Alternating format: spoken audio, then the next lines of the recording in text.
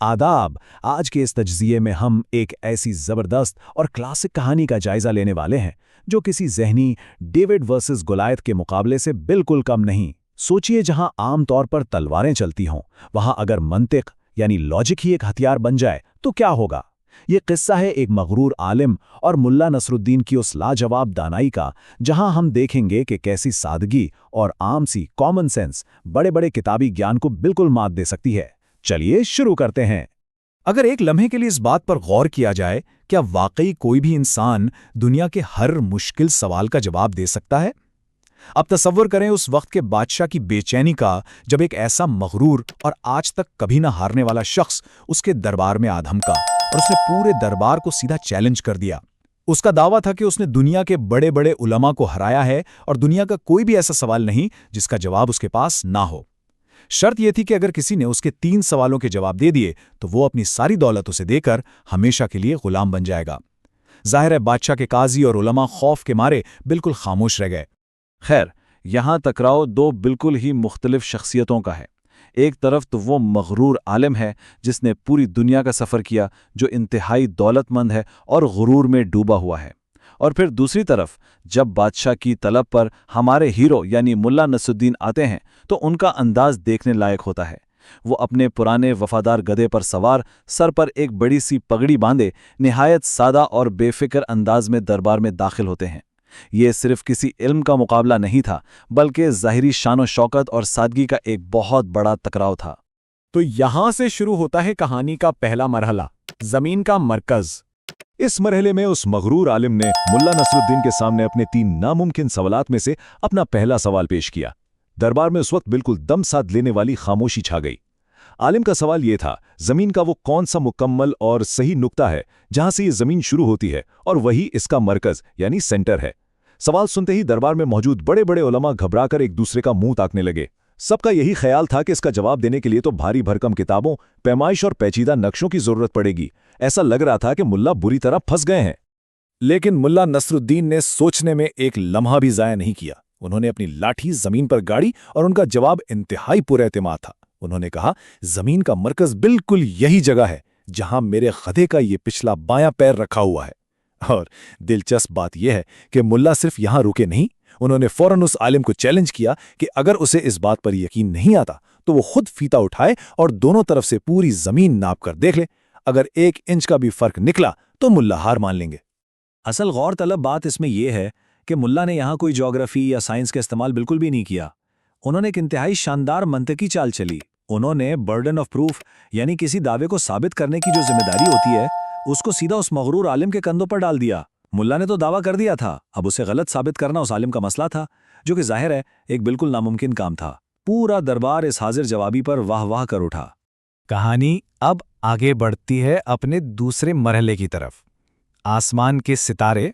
पहले जवाब से तिल मिलाया हुआ और शर्मिंदा आलिम अब अपनी झेप मिटाने के लिए जमीन को छोड़कर आसमानी और नामुमकिन पैमानों की तरफ निकल गया।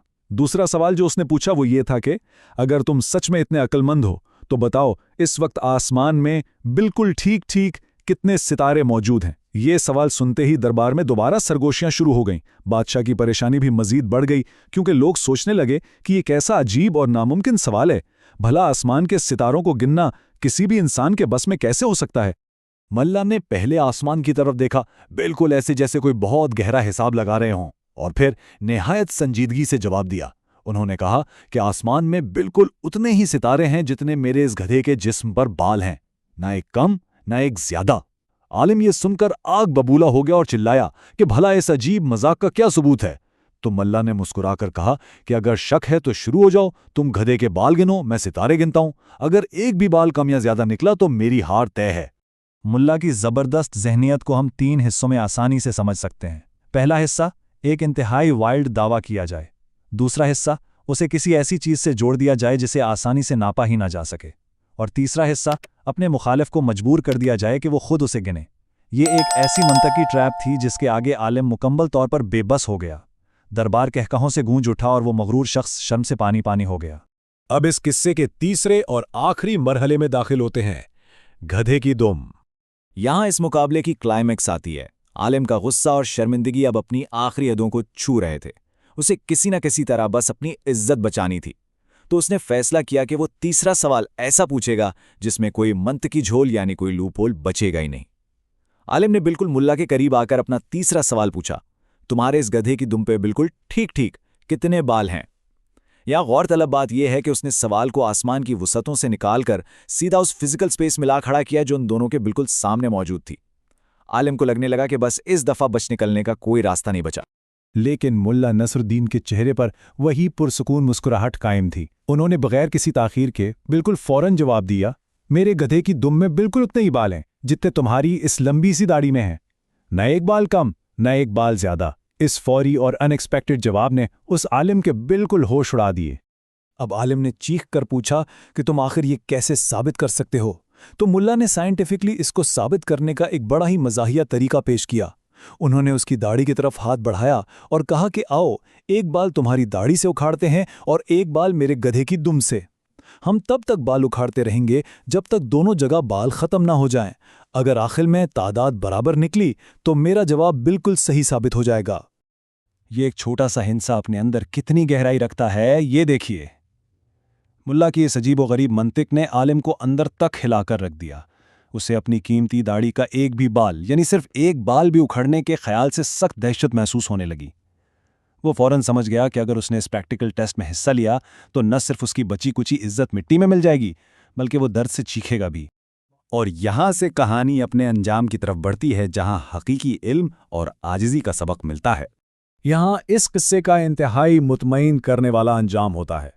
वो आलिम जिसकी मगरूर आवाज से थोड़ी देर पहले दरबार गूंज रहा था, अब थर थर कांपने लगा। अपनी शिकस्त को तस्लीम करते हुए सर झुकाकर वो बिना कुछ कहे खामोशी से वहां से निकल गया। बादशाह मुल्ला नसरुद्दीन की इस लाजवाब कर देने वाली हाजिर जवाबी पर दंग रह गया और पूरा दरबार उनके नारों से गूंज उठा।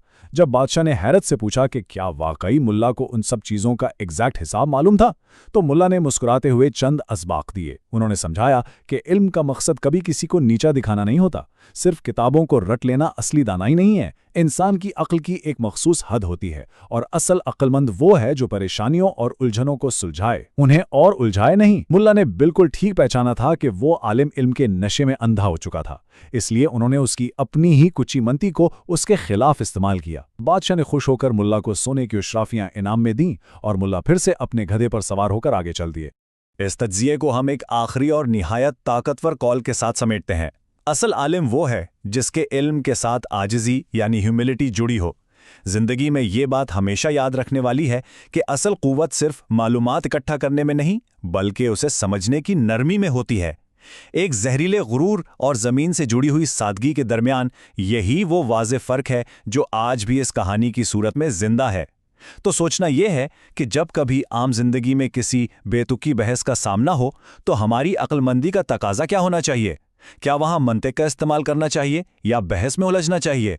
ये एक ऐसा सवाल है जिस पर गौर करना बनता है।